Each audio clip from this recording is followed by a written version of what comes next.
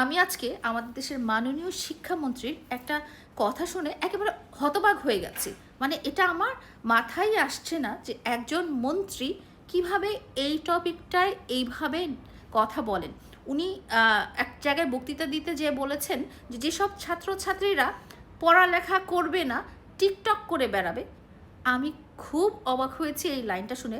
যেসব ছাত্রছাত্রীরা পড়ালেখা করে বেড়াবে না, টিকটক করে বেড়াবে।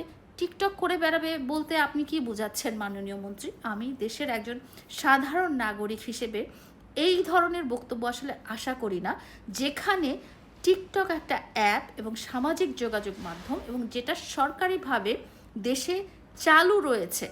আপনার কাছে যদি মনে হয়ে থাকে যে টিকটক করাটা কোনো অপরাধ, একটা দেশ পরিচালনার সরকারের অংশ হয়ে আপনি যদি এই কথাটা বলে থাকেন যে টিকটক করে বেড়ায়, টিকটকটা যদি অসামাজিক কোনো কিছু হয়, টিকটকটা যদি সরকারিভাবে চালু না থাকার উপযোগী হয়ে যায়, বা টিকটকটা করা যদি কোনো ক্রাইম বা অপরাধের মধ্যে থাকে, তাহলে সরকারের দায়িত্ব অবিলম্বে টিকটক অ্যাপটা দেশের জন্য নিষিদ্ধ করে দেওয়া। কিন্তু সেটা তো করা হয়নি। সেটা না করে আপনি বলছেন যে পড়ালেখা করে না করে টিকটক করে বেড়ায়। আপনি বরং বলতে পারতেন যে যেসব ছাত্রছাত্রীরা মাদকাসক্ত হয়ে গেছে বা যেসব ছাত্রছাত্রীরা অপরাধমূলক কার্যক্রমের সাথে জড়িত আছে, তাদের কথা আপনি বলতে পারতেন। দেশের একটা বৃহৎ অংশ, ছাত্রছাত্রীদের বৃহৎ অংশ মাদকাসক্ত, বার, নাইট ক্লাব, তারপরে দেহ ব্যবসা, এগুলোর সাথে জড়িত হয়ে আছে।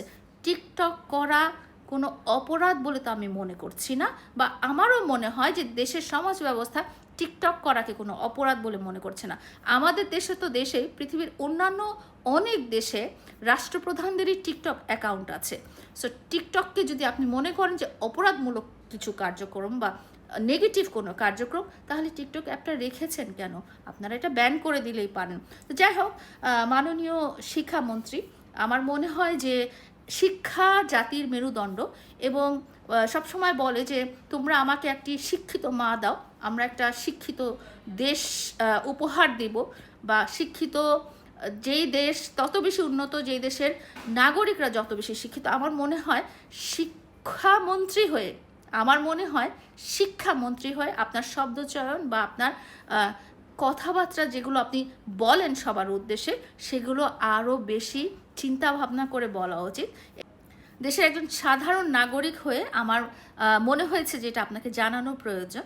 আপনারা যদি মনে করে থাকেন যে কোনো সামাজিক যোগাযোগ মাধ্যমটা দেশের মানুষের প্রতি খুব নেগেটিভ ইম্প্যাক্ট পড়ছে, সেটা